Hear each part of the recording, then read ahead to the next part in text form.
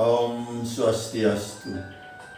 Bapak-bapak, ibu-ibu sekalian, dalam Dharma agama yang setia dengan Sanatana dan selalu mengingat Yang Widi.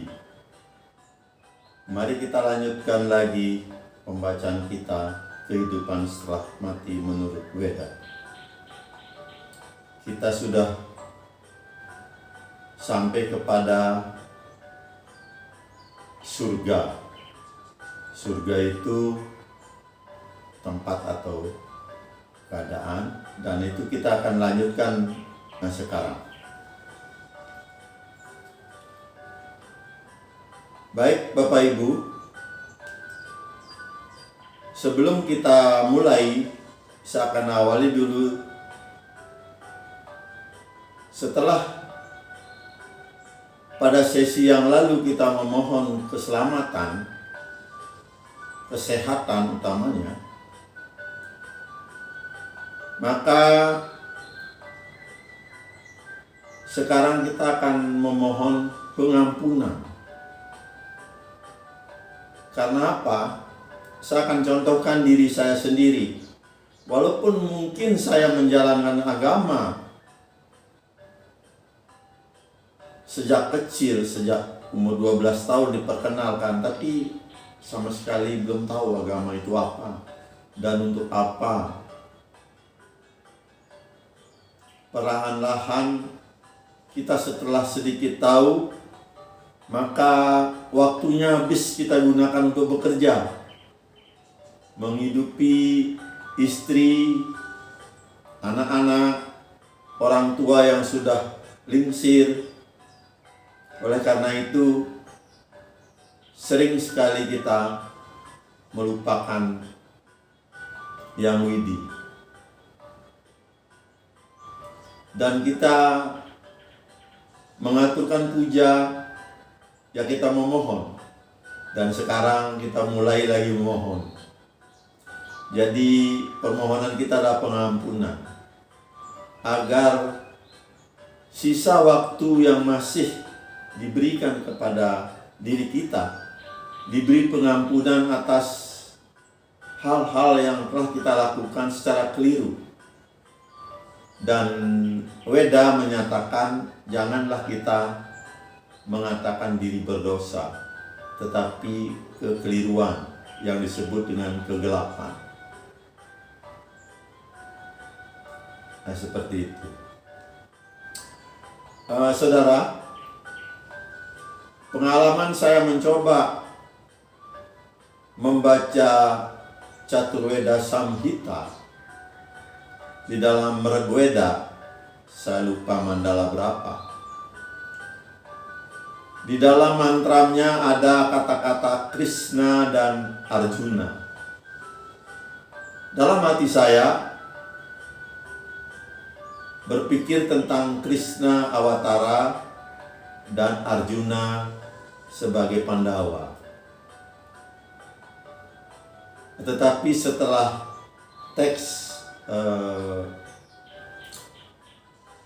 tafsirnya dibaca, jelas bahwa Krishna artinya gelap dan Arjuna artinya sweta atau terang. Nah, pengampunan itu kita harapkan sekarang adalah dari kegelapan, dari ketidaktahuan menuju terang, terang cahayanya Tuhan. Itulah pemaknaan daripada pengampunan. Mari Bapak Ibu sekalian, mohonlah pengampunan. Mohon. Baik, kita akan lanjutkan tentang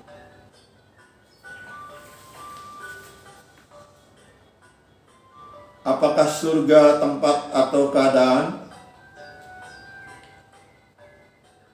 Sesi yang lalu kita sudah membaca sebagian, yaitu yang termuat di dalam Chandogya Upanishad maupun yang termuat di Kausitaki Upanishad.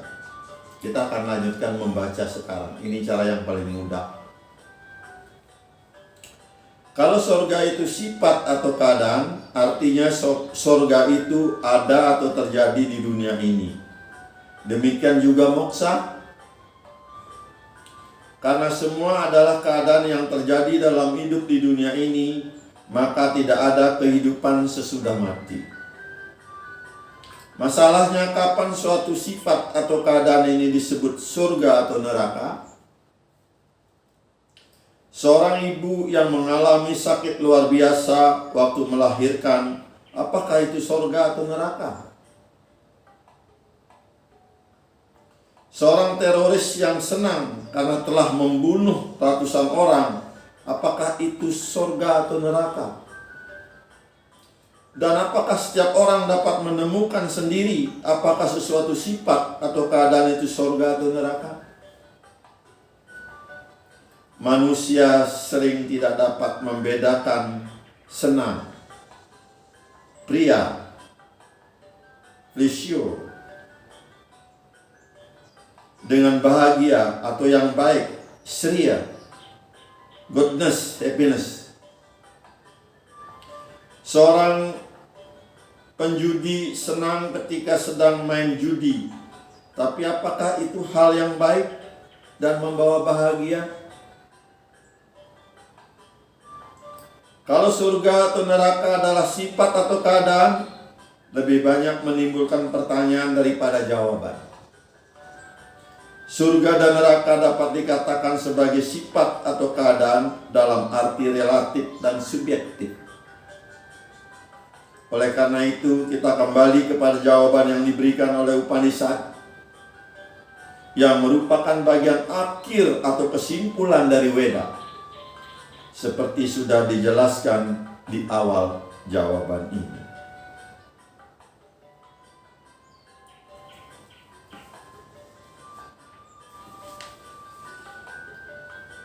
Bapak, Ibu, Saudara sekalian, surga dan neraka adalah tempat, dan kata ini dapat memiliki dua pengertian.